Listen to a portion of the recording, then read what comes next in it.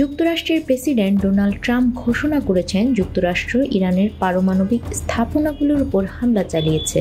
তিনি জানিয়েছেন যুক্তরাষ্ট্র ইরানের 3টি পারমাণবিক স্থাপনায় সফল হামলা সম্পন্ন করেছে।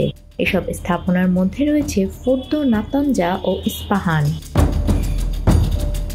ট্রাম্প নিজের মালিকানাধীন সামাজিক যোগাযোগ মাধ্যম ট্রুথ সোশ্যালে লিখেছেন, আমরা ইরানের 3টি পারমাণবিক স্থাপনা ফোর্দো, নাতানজা ও ইস্পাহানে খুবই সফলভাবে হামলা সম্পন্ন করেছি।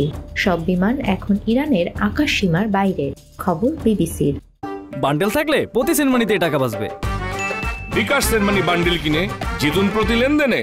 ট্রাম্প একটি ওপেন সোর্স ইন্টেলিজেন্স অ্যাকাউন্ট থেকে একটি পোস্ট শেয়ার করেছেন, যেখানে বলা হয়েছে শক্তিশালীভাবে সুরক্ষিত ফোর্দো পারমাণবিক স্থাপনা নষ্ট হয়ে গেছে। খবর আল জাজিরার। ট্রাম্প জানিয়েছেন তিনি আজ ওয়াশিংটন ডিসির স্থানীয় সময় রাত 10টায় জাতির উদ্দেশ্যে ভাষণ দেবেন। ট্রুথ সোশ্যালে ট্রাম্প লেখেন, এটি ইরানের পারমাণবিক স্থাপনায় হামলা মার্কিন যুক্তরাষ্ট্র, ইসরায়েল ও পুরো বিশ্বের জন্য একটি ঐতিহাসিক মুহূর্ত। নিউজ ডেস্ক, আমাদের সময়।